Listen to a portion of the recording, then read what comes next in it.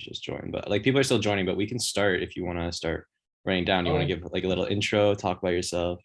yeah, for sure. What's up, guys? I am Daniel Hartzog. I'm 27 years old. I'm a producer from South Georgia. I live in Atlanta now, but I grew up in the sticks, like middle of nowhere, like 2,000 people in my town. And yeah, I make music for a living, as a producer does. I started in, I'd say, 2016, doing it professionally. Me and Riz dropped an album in 2017, so that was my like first go into the industry. Riz La Vie. But in 2016 we started making that music, and ever since then it went well for us. So ever since then I've been doing music full time, and I work with Riz La Vie a lot still. Tom the Mailman. I did a whole album for Six Dogs, as well as mixed his last album before that, as well as plenty of other songs out. And then I have worked with Sofaygo a lot as well, and plenty of other people. I like to make everything rock, hip hop, hyperpop, EDM, anything. I just whatever the session calls for, and every session is different. Whatever artist, I think it's cool being a producer and like being able to do different sessions for different genres and just go at it at each time. But yeah, so that's pretty much what I do, and I'm here in Atlanta right now, at my old room, which is our new studio. I'm moving it in today, so it's a little messy. So that's where we're at right now, and yeah, I'm excited to be here and excited to teach you guys some stuff. Awesome. Well, we been knew that you're versatile, so I'm glad that you reaffirmed that. But yeah. I just like what I like to do. I'm not No, of like course, of course, of course, of course. Yeah. I just think So I think it's a cool thing to be able to do that as a producer. Because it allows you to work with so many people, because as like a person you aren't stuck to like enjoying one form of art or one style of music. So I hear stuff from people all the time, just like, wow, I'd really like to be a part of this, or like I'd like to do something with them. So like, if you work at producing like multi genres, I think you can go at like music production and when like working with artists that way. Just you can create anything. I can go in with any like artist, whether it's like a Riz or like a trap artist, totally different. I feel comfortable, or a rock band. Like I love doing like stuff with bands, or like like rock stuff like that. So it's just like that's like important as a producer to me. So yeah, absolutely. yeah, no, that was definitely part of like the allure when we were looking for people to have come host. Like that was one of the things that we were like, this is why he's such a valuable producer and stuff. And so yeah, I mean, I know that you wanted to share some stuff with us. Did you want to start with one of your tracks? Share the Yeah, screen. Yeah, share absolutely. your sound and stuff. Okay, so I'm gonna open up a Six Dog song that I did on the last album. We went out to a cabin in North Georgia, and like we Six got it for us for the weekend. Me and all of our friends went out, and we went and did this song in the middle of the mountains. Um, and that's what I'm gonna pull up. Okay, I'm gonna share my screen and do this sound. Let's see. All right, so we should be able to see my Ableton now. Are we good? Yeah, we should. You want to play like a little snippet? We'll get like confirmation from the chat that we can. Everybody, can we hear that? Yeah, we're good. We're Chat, good. yeah, Love chat to hear. confirmation. Yeah, Chat confirmation. keep me filled in on anything, because I'm viewing my Ableton right now, Yeah. of course. Yeah, So of course. just Yeah, we'll keep an eye on help the me chat out. for you. Yeah, for sure. All right. So this track, like I said, we go to a cabin in the mountains, and we do a starter track for the night. We're celebrating. The album's like 90% done. And Six Dogs used to always do this. He used to always think the album was done. Then we make a track and be like, yeah, we got to do this. We got to do this. So this is one of those last kind of minute album songs. It's called Spy Kids. Originally, the project file's name was called Creeks, because our cabin was on a creek on the mountain. So basically the first thing is just an intro that I have, and I froze it all together. So I'm going to explain that in a second of like why I did that. And then it goes into the beat. So I'm going to just play this intro real quick.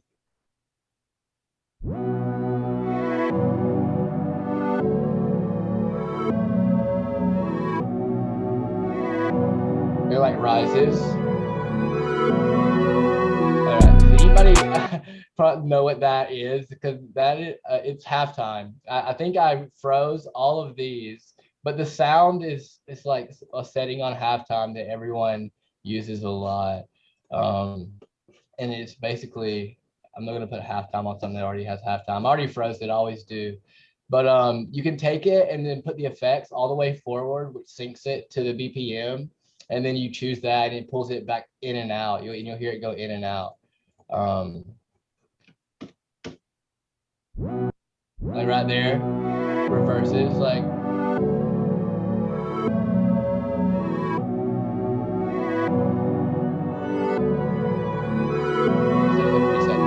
And what I did was I took all of these synths right here. So these are all the instruments down here. Drums are up here. As you can see how I have it labeled in my Ableton template. I'm gonna solo these. So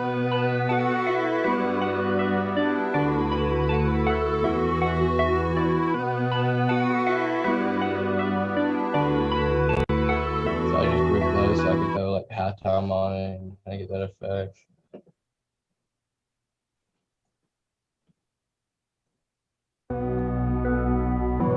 There you go. And that's how I did the intro. I feel like most people have halftime too, so everyone kind of like knows what I'm talking about. Maybe. Yeah. And for those who don't, by the way, I linked it in the chat. I put the halftime plugin from Cable Guys.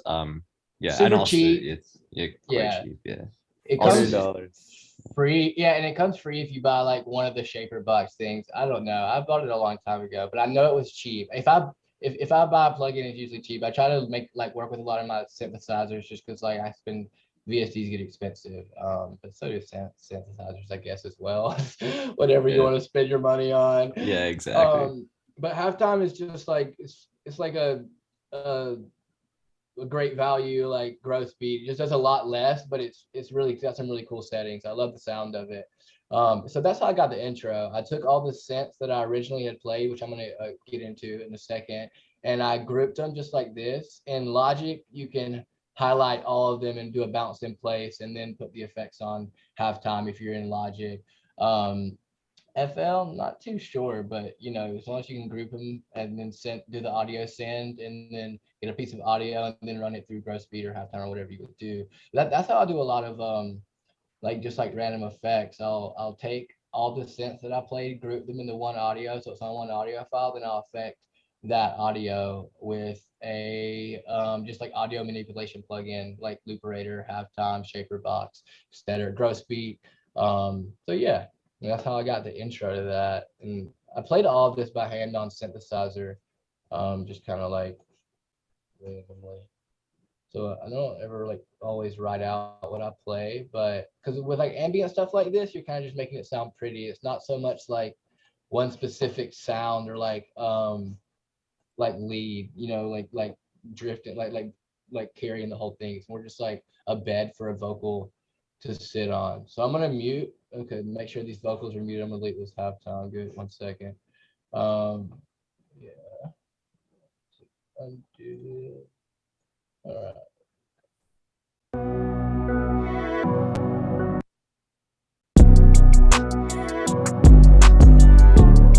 Okay, cool. So let's break these synths down. It's been a while since I made this too, so let's see what each one sounds like.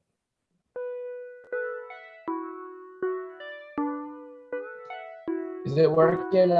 Fine. Can everybody hear it fine right now? I'm gonna look a little. Yeah, bit. sounds good. Okay. Sounds good. Okay. Cool. That's a bell.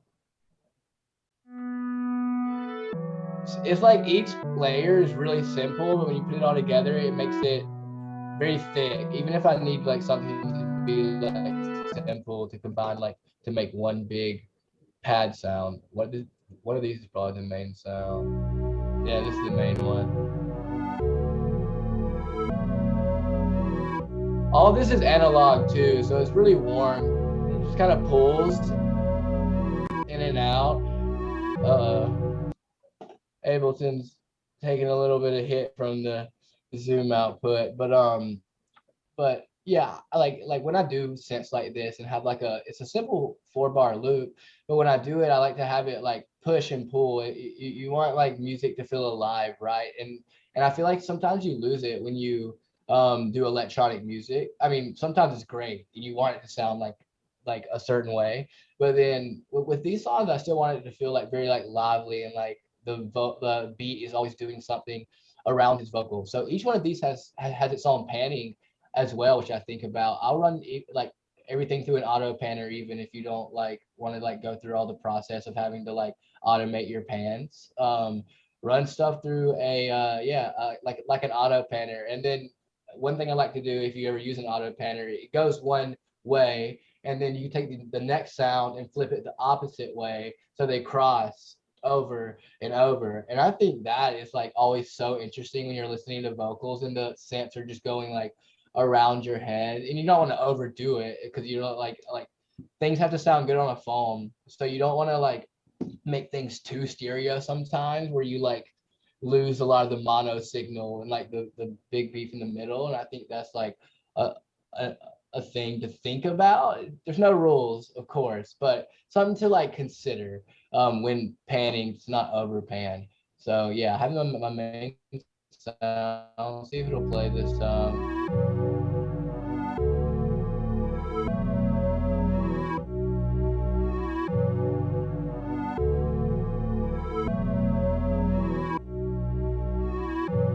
Top layer for it.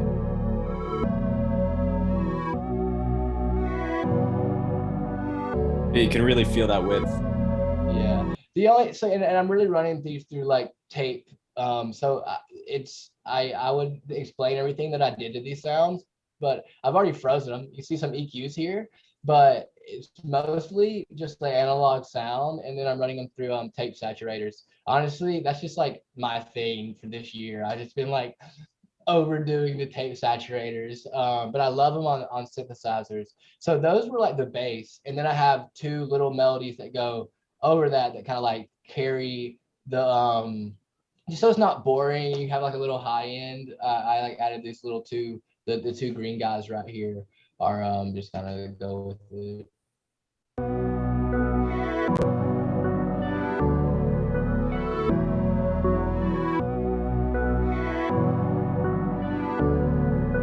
All right, so super simple, right? Super simple.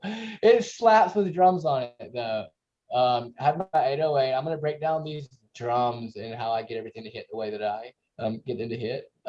But together.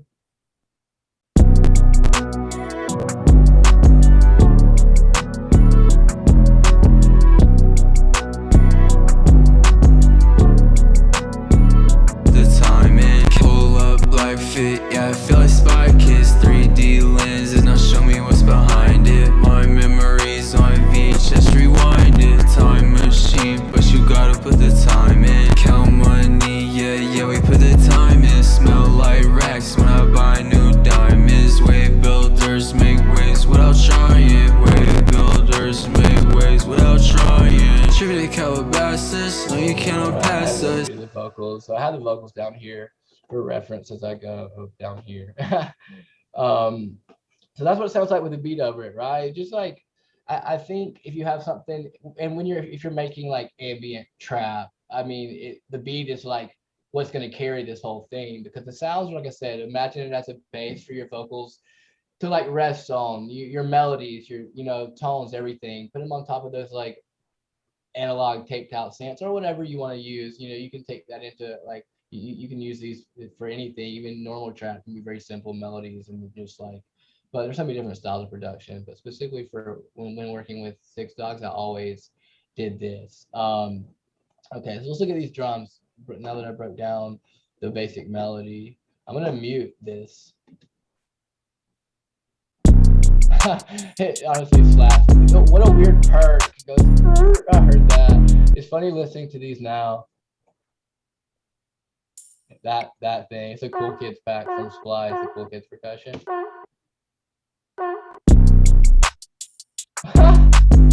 That's great. So snare easy on on trap, right? You just need like a simple clap. These are my go-tos. An Esco clap. It's like a BWV vault clap. This one called clap clean, which is so basic.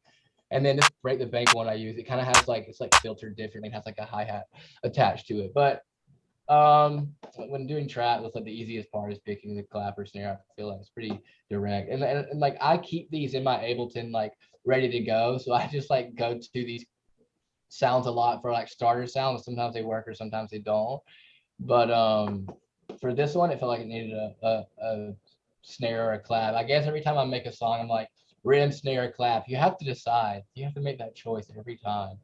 This one definitely just called for a clap. It's always like a light feel. If I'm doing like little floatier songs, I'll do a light clap like this. Does this have a kick on it? It does. Amazing. And my 808. Okay, cool. So I'm gonna mute my 808. The kick just like adds punch, right? The reason I like put a kick and an 808 together is just to get, of course, like the first, like the punch on the transient of like the kick, the one. And then I'm gonna do my 808 here. If you notice, my 808 is moved 3 milliseconds back. So my kick hits immediately and my 808 hits 3 milliseconds behind the kick. So I don't get any mud. And there's a million ways to go about this. And we'll probably talk about some more with like compression methods.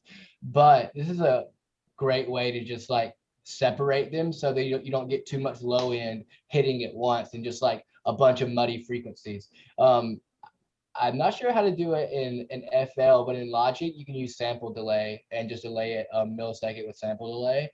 And in 808, you know, I mean, in Ableton, they have this little thing right here. You just click, bring the milliseconds up, and then you can control the milliseconds over here. So I have the 808 going 3 milliseconds behind the kick, as I said. So it just like, it hits slightly later. But I mean, like 3 milliseconds is the tiniest bit. You can't hear that, but it does matter for the space. Cool. Got 808 going. Simple line. But and the velocities are pretty like high on these 808s, so you want it to hit hard. So the compression is a 2-to-1 on this 808. Normally I do 4-to-1s, but some basses, like on basses and sub basses, I'll do a 2-to-1 ratio. For 808s, I usually do 4-to-1. On this record, I did a 2-to-1 ratio. I will, when compressing an 808, I will put the attack around like 64, 70 milliseconds in, so it hits late, right? But that allows, and then a quick cutoff, a quick release, because it allows the compressor to like slam down after it hits. So it hits really big and then like shuts it down with these just slams. It's a great way to get an 808 to slam. And it's compressed pretty hard. If you see, it's pulling down, like it's going. And that's always like a way I get my 808s to be loud and like hitting hard. Is compression is important, and you don't want to like over flatten the 808 so you lose all your like dynamics. But definitely can make it more present in driving in the track, and just equal, you know, compression takes a tiny signal and like a big signal in the track, the different like things, and makes it one size, squishes the audio, the big to the little. So now you're like, you know, it's more precise, like it's you know, everything's like equal volume throughout the thing, and it just carries better. It works well on vocals, but instruments is super important too. So even 808, so all your like 808s hit just about as hard, or at least feel like they do when you're in a car or listening wherever. And then one thing I do always, if you're an Ableton user, this is like such a like great thing to have, drum bus. But if you're in any other program, like plugins like R-Bass are really good for it, and or like Camel Crusher, any distortion. So I distort my 808, and then I use harmonic distortion to boost a signal, like a low end signal for like the big bassy parts. Harmonic distortion is literally what, you know, it sounds like. It's just distorting one certain frequency of that instrument, of that like signal. So this is distorting 58 hertz, and I put a little bit of boom on it, so it's just like it just distorts around that signal, and it makes it really like deep. So if you use R-Bass by Wave, same thing, you can choose your frequency, and then you can pick where you want that harmonic distortion, like whatever frequency you want it at. And since it's like a bass plugin, it only gives you a small range. It sounds really good. But yeah, so that's what I'm doing with this drum bus thing right here. I'm just doing harmonic distortion, and then I'm doing actual like distortion and crunch on it. And then I'm picking the signal right here of like where it needs to like dampen, like that. It's basically a high pass. Yeah, and that honestly makes it slap. I'll play it real quick and then I'll play without it.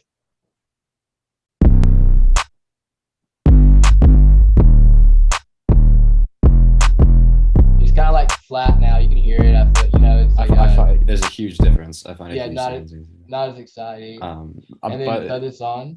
Wait, what's that? I was just gonna say, Dan, for Logic users, I was just gonna throw in there that clip distortion is really good for this. I find from at least for what I use from iOS, and I find as well Exciter. These are both stock plugins in Logic. Exciter, which does the exact same thing, just excites certain frequencies. And clip distortion. Feel free to translate anything, because you know I know you understand what I'm talking about, and just like for Logic users, because I don't want to like explain something and then like I feel bad for people in other DAWs because you don't know what I'm doing. So I'm trying to kind of explain it just like as a whole. So like I said, harmonic distortion plugins and just distortion plugins. This just happens to be all in one in Ableton, and it's a stock plugin called Drum Bus. And like I said, I love it. It makes your 808 slap. And then like I said, this is with it back on. It's heavy. Also, I will always say, you see I have it in mono right here. In Logic, it's super easy to put it in mono. But I have all my 808s in mono usually. If I'm doing like a sub bass, like a Reese bass, if you're familiar with like one of those, like big stereo bass, like usually they even have reverb on the bass on like a sub on a Reese bass, which is crazy. But for the 808, I usually do mono, and then my instruments are in stereo. And there are situations where there's no rules, like I said, so feel free to always like switch back and forth. It doesn't really matter. You know, you can do whatever.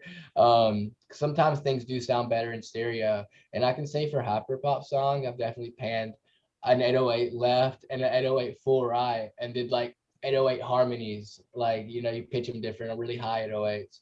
So you can do anything. But for me, for this song, this is what I did. Okay. Now we're gonna add a hi-hats in. Super simple pattern.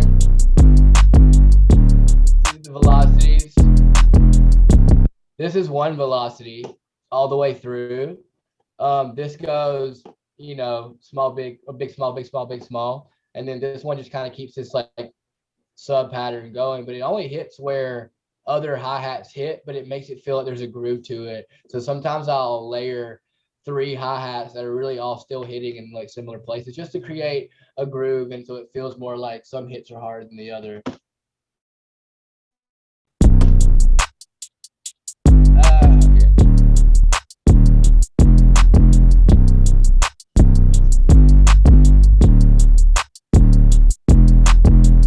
Some are panned differently, I'll say, to like take your hi-hats, don't pan them too much unless you just want to.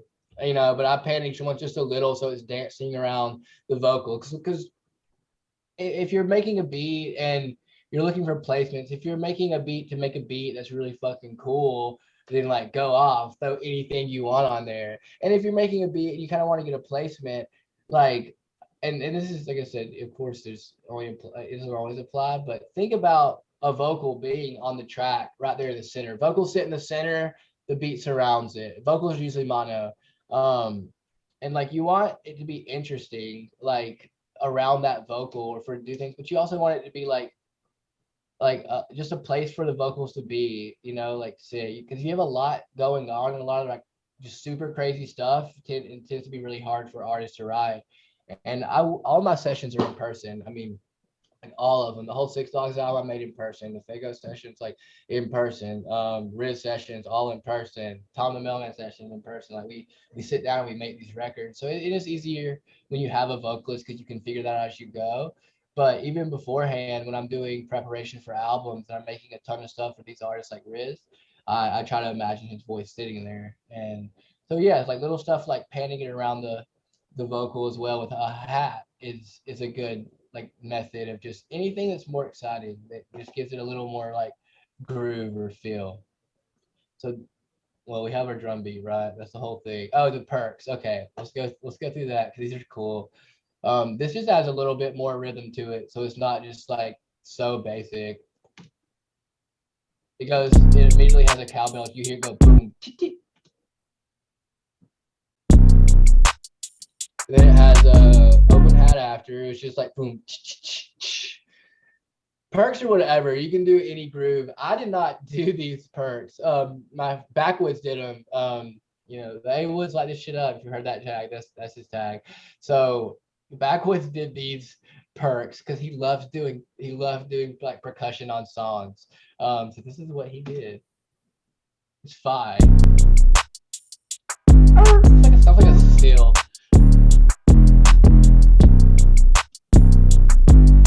Amazing. Okay, very cool. So let's put it back all together.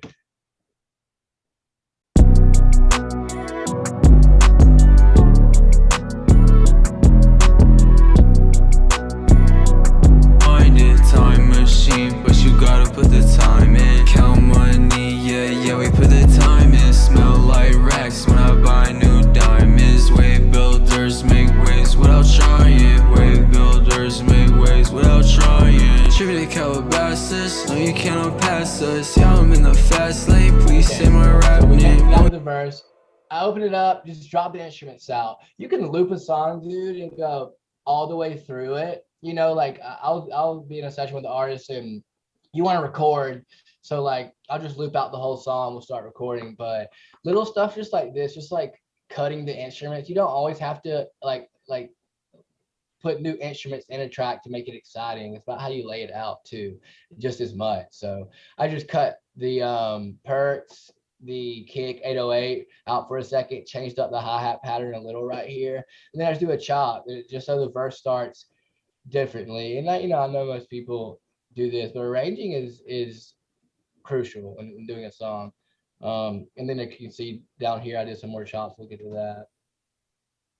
Tribute to Calabasas, no you cannot pass us. Yeah, I'm in the fast lane, please say my rap name. No we didn't switch lanes, stayed on a come up, cause I know it's all the same. It's all the same. Space Jam's on feet, think I found my bunnies. Boys act loony, I think it's kinda funny. Jump out the gym, I can get a crowd jumping. Mosh pit splits for a second, then it's bumping. Yeah, my heart's thumping. I'll have halftime on it. Yeah, my heart's thumping. It makes it sounds a little different. It still sounds similar, which is also kind of funny though, because it's just like ambient synths, you know. Tribute to Calabasas, no you cannot pass And if us. you're Yeah, I'm in familiar the with like fast lane, please. the album version, if anyone's heard this song, it like actually cuts fully right there. I produced it in like I might have finished this mix in Logic. So this might not be the final, but because I usually have many different versions. But I know I have the vocals in here for like reference. Tribute to Calabasas, no you cannot pass us. Yeah, I'm in the fast lane, please say my rap name. Yeah, my heart's thumping. I'm still using the same sounds, right? I introduced one new one right here.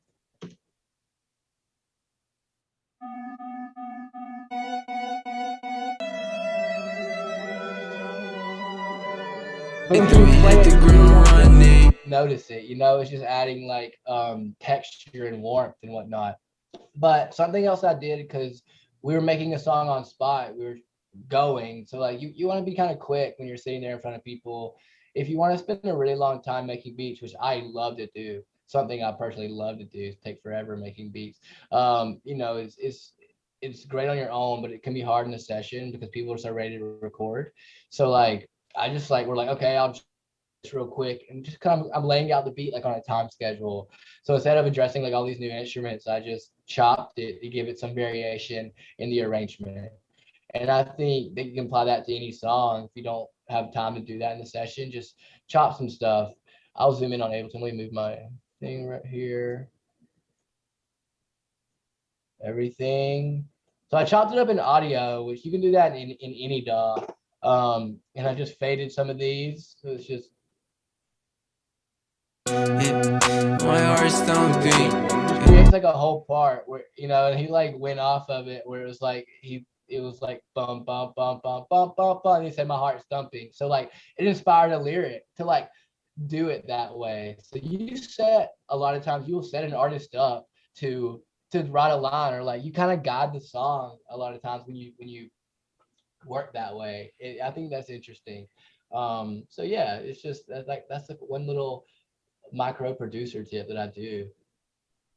Okay, let's go. Bridge. Okay, with $6 I always did this, but I love a good bridge, right? Automatically like adds another section to a song. You can slow down a song too much in the beginning by putting a bridge in the beginning. Also, I will say sometimes save a bridge for after the second chorus, or like this little breakdown section, or until the second verse right before the second chorus.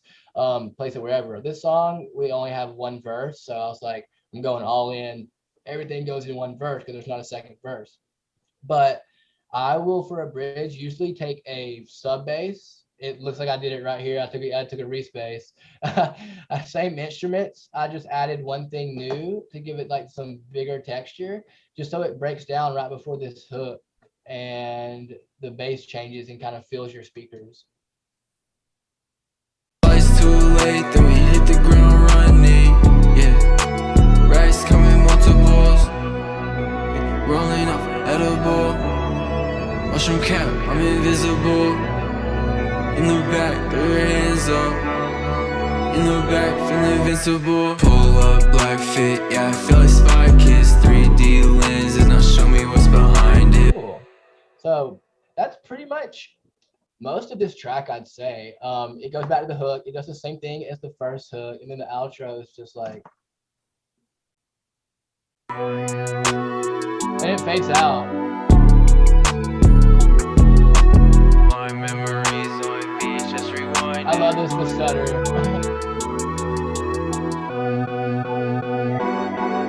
That's simple. Creating a rhythm with a melody is crucial too. Like, and that's like an instance where you just do it like you chopped it, and I chopped it and I did it. But with any melodies, like this one's like dun dun dun dun. So like it has some kind of like rhythm going against the beat, and that's always important to do.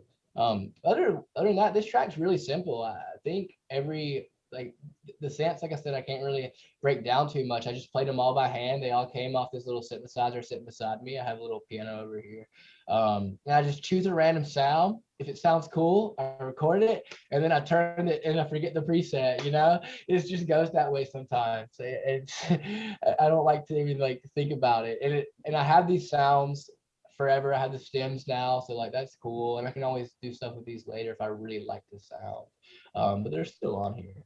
So yeah, I'd say like for stuff like this, just remember to have like drums that hit hard if that's what you want, and just like make it interesting, make it cool and like fun to listen to, but also appropriate for a vocalist. And also every artist is different. If you have somebody that's like crazy, even like someone like Jid who's just like rapping like crazy fast, like doing all this impressive stuff, I mean, you know, you can do so much on a beat. You can play so much. But with Six Dogs, it was always, we like to just make simple stuff that we enjoyed making, and it was always really fun.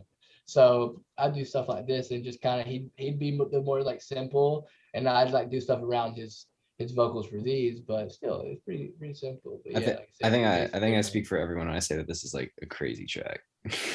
It's just like a cool track. Simplicity is great, but it's just like it's really well handled here, and I find that the way that you sort of revolved like you said, the track around his voice, and especially you guys just seem to have fun with it, you know what I mean, like how you inspire like his lyrics, and like how he just like totally the stutters, and like you guys just have a good time, and that's what it's about. We always had a lot of fun making music. Chase was a really good person to make music with always, but this track was especially fun. Yeah, Dan, there was actually a question. Mohammed wanted to know if there's a volume range where you find your 808s usually sit at. Okay, yeah. I was wondering if anybody would ask this, because this is like one of those things that's like, I don't want to tell people, because people are like, I make music at 6 decibels above level. It's always all my shit clips. Yeah. Okay, so I'm that guy. I am like -6 decibels under headroom. All my beats sit -6 under headroom. So and I'm around it. Let's look at the 808 level and see if I can back my shit up. Because who knows? Distributed Calabasas, no you cannot pass us. Yeah, I'm in the fast lane, please say my rap name. No, So that means all my instruments are probably a lot lower than that though, because I'll compensate on my master for the space. And the reason I'll do it at 8 decibels or -6 decibels, because it leaves 6 decibels of headroom, like empty space for a vocal to sit. If you throw that beat in there, like it's gonna like already slammed, like just hitting a fucking wall in the limiter, and like it's clipping, like you're not gonna have room for a vocal to like properly sit, because that engineer is gonna take another master, another limiter, throw it on his master, record the vocals, and slam all of that even more. Some songs come out sick that way. It's like, this sounds so good because it's just squashed like on a limiter, and it's just awesome. But for me, when I do my beats, I keep it 600 headroom, and then I bring everything up with a master. So I'm gonna play this. You saw that my 808 is like -8 under. My whole beat's probably like -4 under at this point, because everything combines probably about -4 headroom. black fit, yeah, I feel like Spy Kids 3D lenses, now show me what's behind it. My memories on VHS, rewind it. Time machine. On my master, easy. I put the attack on 3 or 1, a release on auto always, 4:1 ratio. This is a bus compressor. I throw it on just to control some of the peaks. It kind of glues the track together. And for however much it is like compressing, I send it up. So I never send it past 4 decibels. So I do that. I have a linear multi-band compressor on it. Pull up black fit, yeah, I feel like Spy Kids 3. You know, a multi-band compressor compresses certain frequencies of a signal. You can like, you know, like I can compress just this section or just this section. And it's also boosted 2.7 decibels in gain on the high end, and then everything else that follows down you kind of see. And then the limiter. Black fit, yeah, I feel like Spy Kids 3D lenses. About 3 decibels down. So I slammed it, you know, I didn't slam it, but I do pull it down with a limiter pretty well. And that's this song's loud. Like it sounds good on DSPs. Like it's a good like loud volume. So yeah, I'm just putting like about -6 decibels around headroom, and then I'm compensating with my master. So that's kind of how I go about that. I guess I'm gonna wrap it up for this song, and we'll move on to a different one. That's cool. Yeah, sounds good. You're gonna hit the Tom track.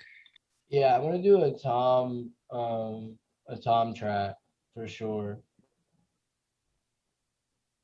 So But why don't you might have sorry. And like if you were asking like where my 808 sits to the rest of my beat, my kick sits the loudest. My kick's the loudest instrument, and my 808's about 3 decibels under the kick, 3 to 4 decibels. If that's not what you meant, what I was saying, you could have meant like where does it sit at compared to the rest of my beat. My 808 is very loud, like it's one of the loudest instruments, but it's not the loudest. My kick's the loudest usually, and 808 follows along with like the clap, the vocals, you know. Okay, different song now. My bad, bro. What song? Okay, so I'm either gonna pull up "Short-Lived Love." I'm gonna pull up "Last Night" by Tom the Mailman, because this track's super simple to break down. This is also gonna be kind of one of those records that's like the equivalent of this, or it's a rock record though, and this one is even more simple. I'm not gonna say it because I didn't do anything. I heard this song on TikTok. Oh Like, yeah. Like a few months back, I heard it for the first time, and it was crazy. I listened to it every day, like on my way to school for like a week. Nice. Heck yeah, thank you. I love this record, dude. So this record is called "Last Night." It's by Tom the Mailman. So this kid comes over to my house, Max Diaz, since he was 16, and he's like, "You play guitar, you She was sick. And he liked Foo Fighters, you know, and he plays the Everlong riff. And I'm just like, you just want to record it, I guess. And we ended up re-recording for I don't know like why I would do this, but we re-recorded the Everlong riff, and then I had him alternate some parts to make it different, so it's not copying it, you know, whatever. And we do another loop, which ended up being Short-Lived Love Song. We made Short-Lived Love Song in last night in the same like 3 hours, like meet Tom as well. So the kid leaves, he goes back to Texas. He was here working on some music. Tom comes that night, and I had this loop, dude, and I use it. And I would never sample. I mean, I don't sample like big songs. It's like dumb as a producer, you know. And not if it's fun, it's fun. That's all you can, and that's all that matters. But as far as me trying to doing this for my career, like wanting to make money, like this record's not going to come out right if I sample a Foo Fighters song. They're not going to approve it. So anyway, we do the record. We make this song that I'm about to play, and we like it. We love it. Tom posted to his Instagram that night, and everybody's just like, Everlong, Foo Fighters. I was like, damn it. Like, they know. Like, you know, I was like, is it that obvious? Because I don't like listen to Everlong every day, dude. Like, I don't know how obvious this is and like what's going on. So I ended up just like, everyone was like, Everlong, yes, I love that song. I was like, oh, so everyone knows. There's no way the song's coming out. So Dave Grohl ends up approving the song. Like, it's the wildest thing ever. I'll show you my camera. Can everyone see me as well, or do you just see the screen? No, we see you and the screen. All right, cool. I'm gonna show you guys. I'm super proud of this. This is like where there's like total dork moments.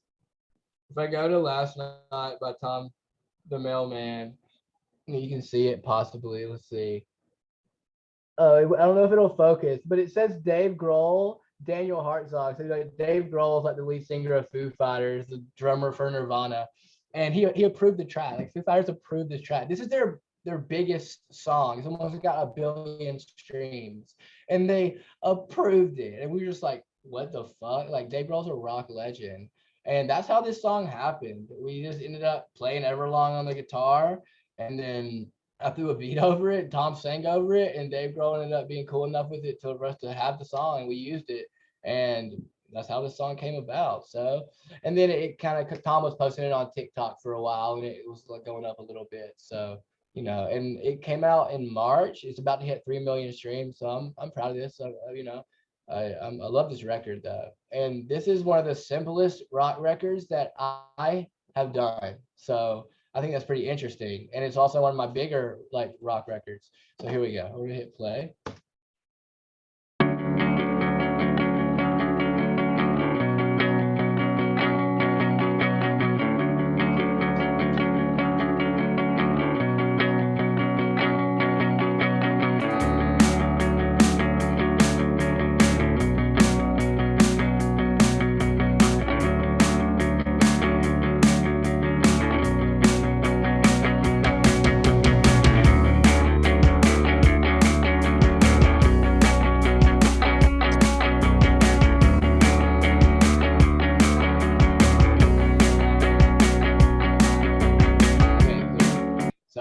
Starts off with like the really Everlongy part, you know, just a simple guitar riff. This riff is so great, and I chose just like a little distortion on the preset. I used Guitar Rig 5. If anybody plays guitar and you're like wondering, do I need a direct input or do I need to run it through a rig to record it or do all this, like, dude, you can do so much with direct input in Guitar Rig 5 or any other like decent like guitar effects VST.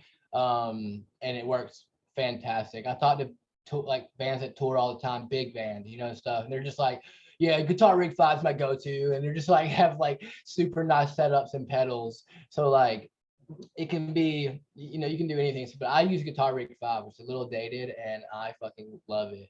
I think it's so good. This was just a preset I think called Shut Your Snow Eyes, I want to say, possibly in Guitar Rig 5.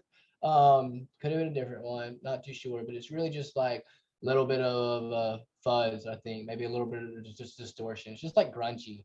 But it's very light. I turned the mix down on it kind of low, and this is the beginning of it.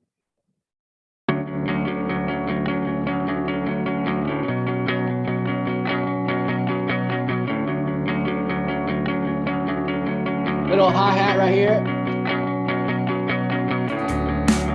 Just like bring in the hi-hat. Is that addictive drums? No, I program all of my own rock drums. Oh, wow. Yeah, and like of course I'm gonna show you guys. So but I've splurged the internet for sounds, and a lot of it's splice on just really like rock kits that I like. So I build my own like drum kits in Ableton, like rock kits, but I have my like go-to. And if anybody ever wants to hit me up for any of these sounds, I'm happy to share some of them with y'all. Send anybody a link sometime, because I'm always happy to do that. So this, yeah, it comes in with a bass, and the bass is, let me see, it's 10 decibels lower than the original bass. So just to bring some sub in, I have the bass come in right here, but very low. Super simple bass. It's this is either a bass from Contact, or I just have this like Fender bass sample. It's like a C note, and it's just like a one pluck C note that I use a lot. And it's just a Fender bass sample, and I put it in Ableton or FL. You know, you can throw it in and draw across the keys. Same concept. It just sampled the bass.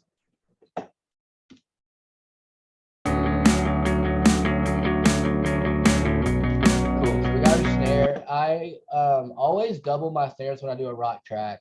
I give one snare, and these are kind of different. This is one of the earlier ones I made, but this one's more punchy.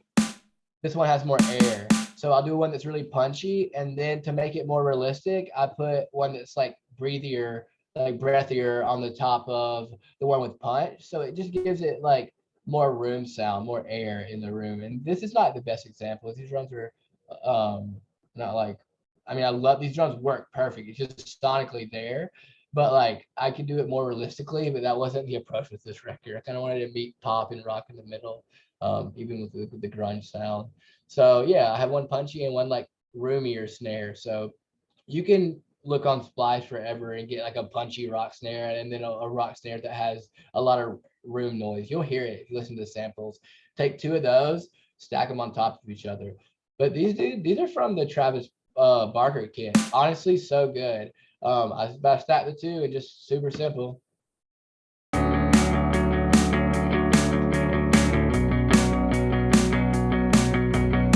then the bass, and then the hi-hat, just it's the same thing from earlier where I was stacking hats. So this one's more open, and this one's more closed. So it's like, you know, open, close, open, close.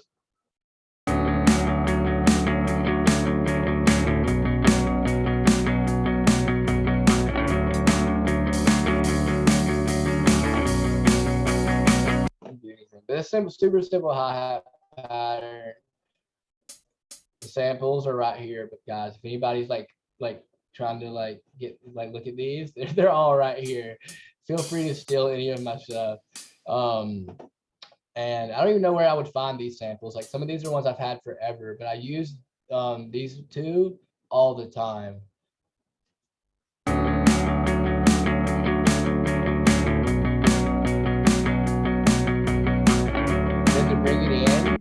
To bring the drums in with the full bass, I just programmed these toms. I programmed them. I just like found some tom sounds that I liked and I had in my library, and then I went bump bump bump bump bump bump bump bump. It was probably like a tom, a kick, and a low tom all together, like low key.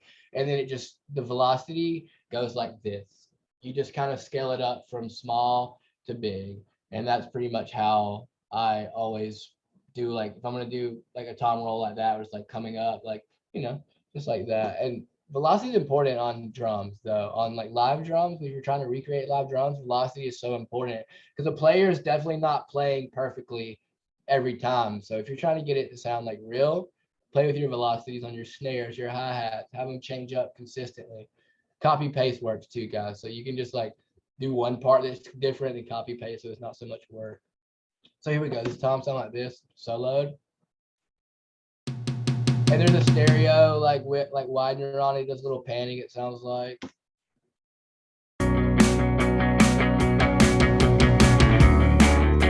And then what picks it up right here, the lot, nothing really changes too much. I'm gonna mute this guitar and see where the drums pick up. Just a crash. That's the only thing different right here, a crash.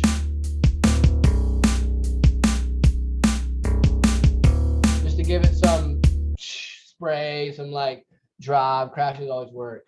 But the guitar melody changes. And so when recording guitar, like I didn't have the drums there when Max was there.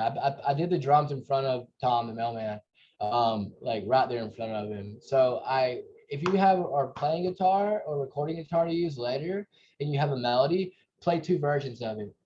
Like crucial, because like for in this instant, I had him play 3 or 4 different things of the Everlong riff, and then I had him like hold it out, and then I had him do this part where it strums heavier, and then later in the session I was like, oh, I have this part, and I was able to build a song because of this. So you know, it goes from this solo to this.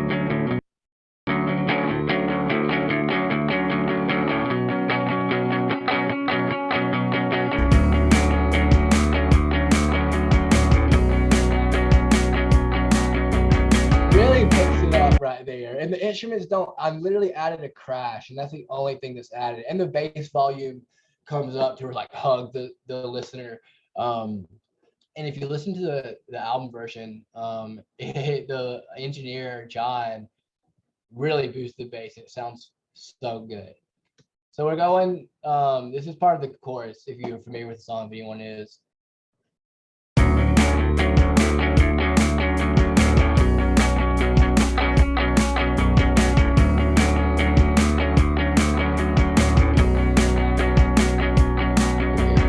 The only thing that came in extra that I haven't showed you guys was the kick. I did the same thing. So punchy, airy, right? I wanted to get that pop element punch, so I like chose a pretty basic kick. You hear what it sounds like? Even this would have worked, like just a trap kick type thing, you know? That's hard. But I chose a punchy one, and then I chose an airy one together. Full velocity on the kick because I wanted the kick to drop, boom, boom. You know, like a lot of times, like you kind of gauge in each song what's going to be the driving factor of a record.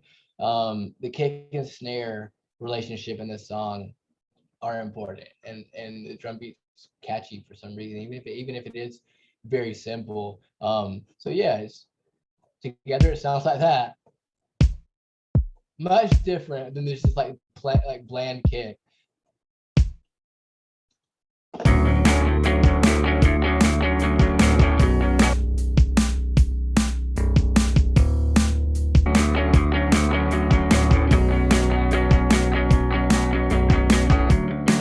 Drop it back down to the intro sample because you're coming into a verse here. You want to like pick it up, bring it back down, pick it up. Like for this record, I wanted to. So I kind of just like took the intro guitar riff and looped it out.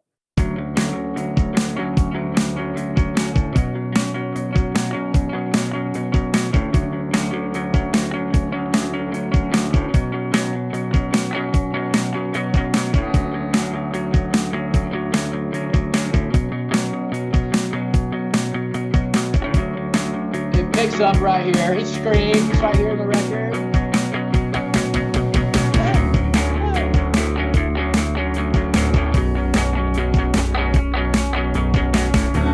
Holds out. This is the bridge section. I kind of like referenced in the last song as well. I said I put a bridge. I had Max play one like, you know, thing, and then like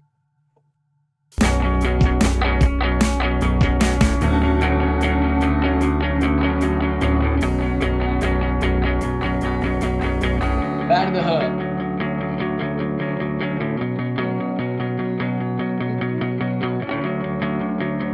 Same toms coming back in. It goes back to, yeah, this part.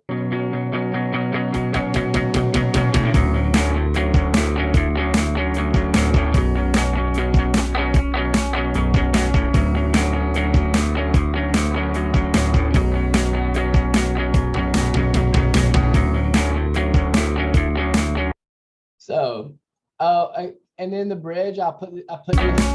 This is a splice kit, guys. It looks like it's DOM_guitar. I'm not sure what pack that is, but I just put this in.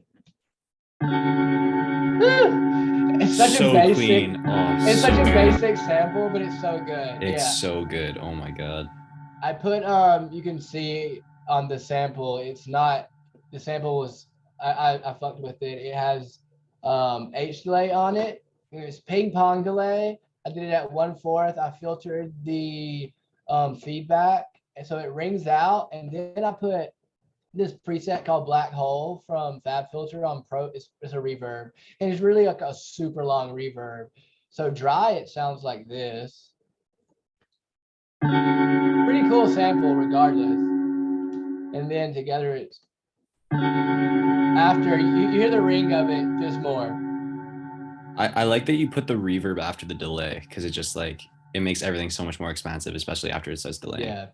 Yeah, absolutely. When you're playing with reverb and delay, that's always a weird relationship. You have to play around with it sometimes to understand it. And just like every song is different. Sometimes, you might want to put reverb before it. Who knows? You can do it. There's never really any always like set rules when applying plugins in an order. I mean, for the most part, you guys know that it's a chain, of course, but different things make different results. Play with it. And I think that's always something that's important to know.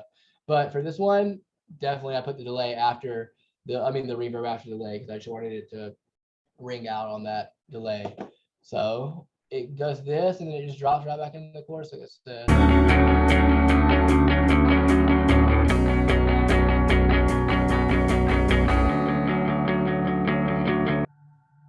okay. Do you have the vocals for it too? Okay. You want yeah, I guess I'm pretty much done breaking down this track. It's so simple, but I can pull up vocals for it and show you guys what it sounded like before to what it sounds like now. Everyone's obviously so down to see the vocal chain, I'm sure. Okay. The vocal. Let's see. That's gonna be in Logic. I'm gonna show you. Okay. I'm gonna stop sharing this screen right now, and then have to share it in Logic screen. Yeah, no worries. All good. So how do I get out of this? So just the green top, the bar at the green top. Should be the stop share button. I see it. Stop share. Here we go. Okay, so let's share my Logic screen. Let's pull it up. I pulled it up earlier, so I know that it's here. We recorded this in my house. So, I mean, same studio, but just like a different room. That's the guitar we played it on right there. We made a lot of records with that guitar. All the like Riz records that people hear, all the Six Dodge records, all the Tom the Mailman records have been made on that guitar. Do you play too? Yeah, I play all the Riz records. I'm usually me playing guitar, and then all the Six Dodge records I play guitar on, and then a bunch of Tom's new stuff on his new album. I produced 5 out of the 11 songs on his new album. It's me playing guitar. It's awesome. Love to play. We have a question here from Patty. Well, I mean, if you want to answer while you're loading this up, he said, "What are the major features / plugins that would cause you to use Logic over Ableton for vocal tracking and vocal chains?" Sample delay. I don't like. I love the sample delay in Logic, and I don't like having to like put 2 sources and like delay them by the milliseconds. It's I mean, and also I've been recording in Logic since I was 15. I've only been in Ableton for 2 years, and I just like have a million presets in Logic that I've been using for 10 years. So it's kind of hard to just like throw those away when I've been like building up presets for 10 years. But I do mix a lot of songs in Ableton as well. If anyone's heard Beach House by Six Dogs and Riz La Vie, I mix that one in Ableton. And then some I do in Logic. It just depends on the song. I know all DAWs you can get the same of like output and the same effect. Like, you can get the same sounding audio, but sometimes it's like a different process, and I don't know, and different DAWs have different plugins, so it's like, I don't know, just sometimes you gotta kind of like see what's gonna be best for a mix. Sometimes I mix songs in both, like do like half versions, and then I go full in, and then like do the rest. But yeah, so it's that's kind of a hard question because I love both. I really do love both. But the immediate off the top of the head is Logic sample delay is like 10 out of 10 for background vocals. If anyone's never played with sample delay, it doesn't do anything. It just sample delays the audio. It takes one side of the audio and moves it milliseconds later, and it makes it so wide. So you have your main vocal sitting in mono, you do a dub of that vocal and put a sample delay on it, and like it wraps that main vocal like crazy. So that's one of the things that in Logic and my presets. All right, I'm gonna share this screen. You guys are gonna see my vocal chain. All right, let me share screen. Logic, share sound. Okay, you guys see it? Yeah. Okay, Logic. So I have everything turned off right now. It looks. I'm not sure if this was like an early version and I moved it later, but I also didn't mix this song. Tom's engineer mixed it, and he's exceptional. So good. So I'm gonna turn all these vocals back on.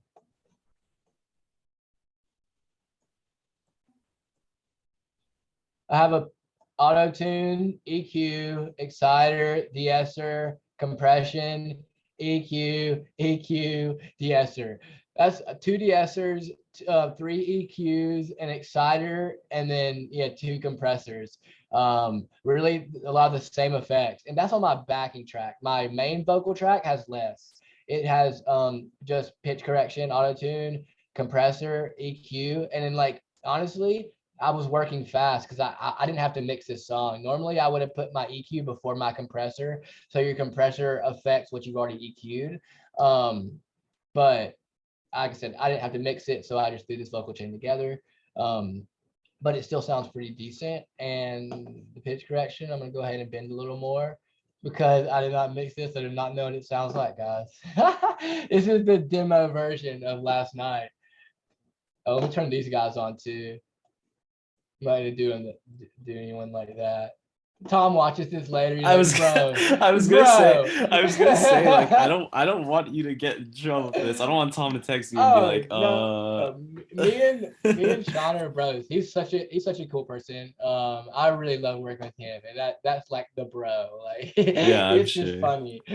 I did like a live set with him recently for Adult Swim, and like I got all those vocals ready for him, and it was really fun. So we have a thing we're doing for Adult Swim in like a couple weeks. That's so cool. So I'm gonna hit. Sorry. I was just saying you could slide us a link and I'll share it with everyone when it comes up. Absolutely. I'm gonna play this now. My master is pretty much the same. I have an EQ for some fucking reason. I don't know why. SSL compressor, linear multiband compressor. This EQ is for sound. It's an SSL. I like the sound of an SSL, and then a limiter. Same master I showed you guys earlier. All right, and this is just the first instrumental that I bounced of it, so it's probably not even matching the original or the out version. I think we have to set your preferences to the Zoom audio drive. Let's do it. Preferences, audio, Zoom audio device. Let's see if this works.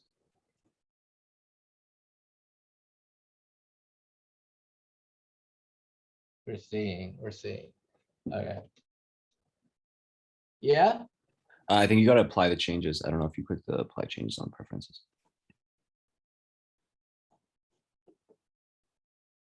Oh, I did input device. Okay. There you go. Yeah. It's switched in Ableton. It's like the opposite. The input is first, yeah. Yeah. When you X out, it usually applies the changes for you. Oh, I didn't even know that.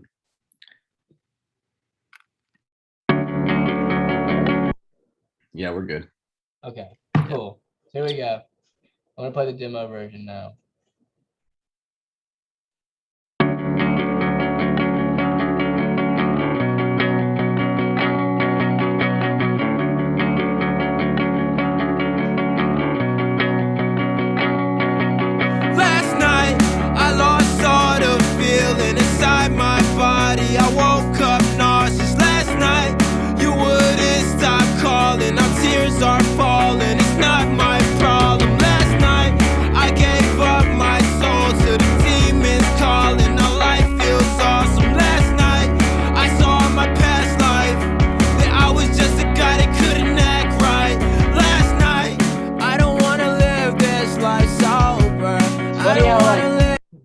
amazing that engineer did. I never even tried to mix this song because I knew someone else was mixing it, but he really made Tom's voice. I mean, Tom's got a great voice, but he made it just so full and big. I'm gonna go to these scream parts so we can hear these scream parts that he did.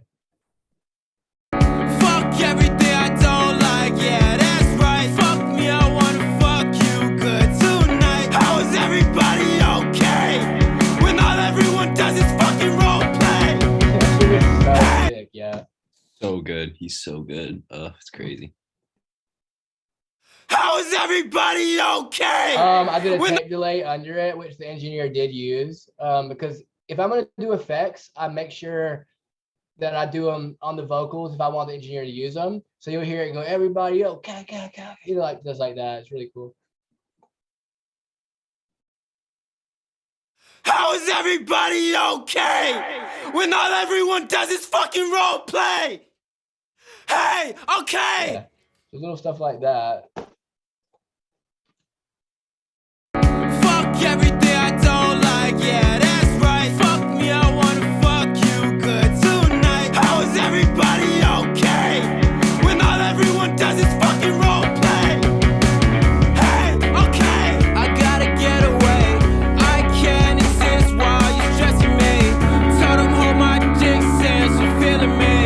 I can never let you bitches take my energy. Last night, I lost all the feeling inside my body. I woke up nauseous last night. You wouldn't stop calling. Now tears are falling. It's not my problem. Last night I gave up my soul to the demons calling. Now life feels awesome. Last night I saw my past life that I was just a guy that couldn't act right. Last night. Okay. Fuck. So that's last night. You guys have seen my Logic. You know that it exists, and that I do use Logic and Ableton. Hey, well, thank you so much for showing us that, Dan. You've Yeah, of been course. so helpful. I was gonna say, I know you obviously have to go link up with Riz and you have stuff to do. Do you wanna do you have to go, or do you want to stay around for a little Q&A if anyone has any questions? Yeah, It's up to you. If anyone has any questions, absolutely. I'm chilling. I plan to be here till 5:30. So if anyone does have any questions, I'm cool to go answer. I'm gonna go get changed after this and go see a show. So I'm chilling, Sure. bro. I'm in a great mood. I'm happy to answer anything. Awesome, cool. So we got like 10 minutes if anyone wants to ask anything about working with artists, or maybe like technical or non-technical questions, networking, maybe like literally anything that anyone might have any questions about. Sophie wants to know, Networking. what is your favorite genre to create? That's a good question. My favorite genre to create. Okay, it just changes. I like just like alternate music. Like I don't know, it's hard. Genre bending is my favorite, like genre to create. And I feel like that's such a thing now. But I love just doing genre bent records. It's like my favorite thing to go with. But rock has been my favorite this year. Last year I was doing like this all the Six Dog song, like the Vaporwave. So that was my favorite stuff to make then. And but if I'm having fun doing it, then I don't know, it's awesome. But yeah, I'd say this year like just like rock records or like shoegaze. If I could make shoegaze music all the time and just make money for a living, like I would do that. So yeah. That's dope. Do you see the chat, or do you want me to keep reading them out? I see the chat. Okay, perfect. So you can answer. Yeah, I'm gonna pick some out. Someone asked who are you connected with in the hyperpop scene? You mentioned producing a bit earlier. I have a song that's been on the hyperpop playlist for like 3 months straight now. It's called Grandma Got Run Over by a Lawnmower by Pop Tropica Sluts. Sick song, go listen to it. It's on the hyperpop playlist.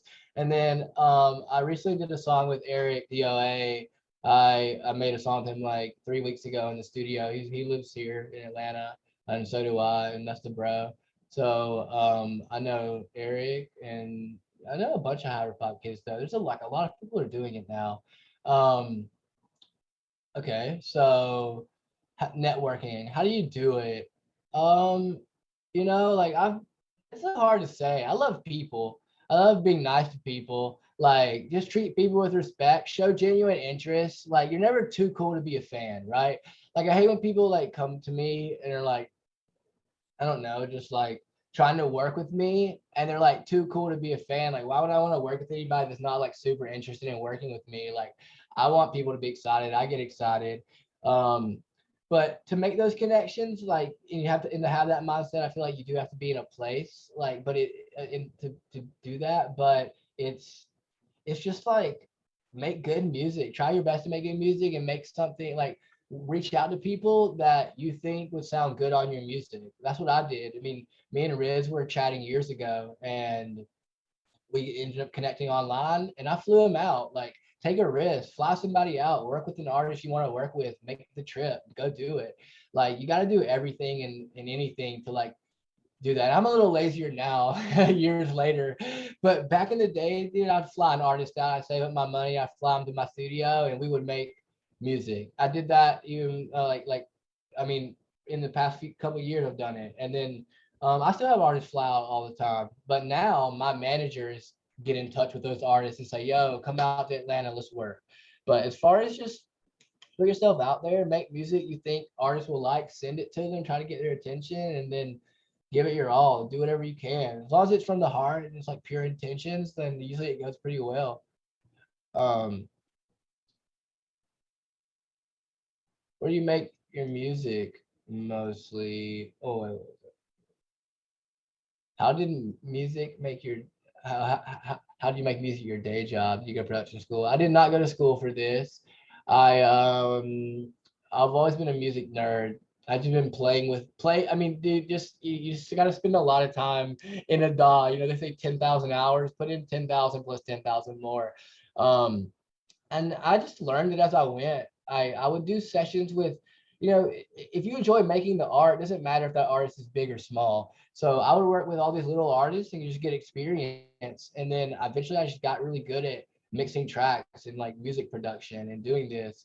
And that's really how I learned the music. And then in 2016, Riz flew down to Orlando and, you know, I flew him down that trip, you know, made it happen. I worked a job at Disney and was like, yeah, whatever, I'll fly you down, like no big deal. Because I mean, I was tired. I love my job there, but I wanted to get out. Like, I needed something. This is way out to me.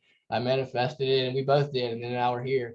And then after that, I was kind of thrown into the industry and I would just be in big studios and I would learn more from those people as I went. And I'm still getting better. It's not like I still don't have room to grow. Everyone always does. So I just kind of made music my day job. I got playlisted with Pisces in 2017. The song did really well, and me and Riz just kept working. And then through that, like, small thing that we started, I was able to meet so many more artists and branch out, like Six Dogs, Tana, Mailman, Sofaygo, all these people. It put me in a position to do that. But I'm a kid from a small town, middle of nowhere. Anybody can do anything. Like, it's so possible. You just, like, you know, go after it. There's a million different ways to do it. Where do you make your music mostly? Do you mean physical location or studio? Physical location. Atlanta, I just spent 6 weeks in Malibu and then 3 weeks in New York making a record with Riz, an album.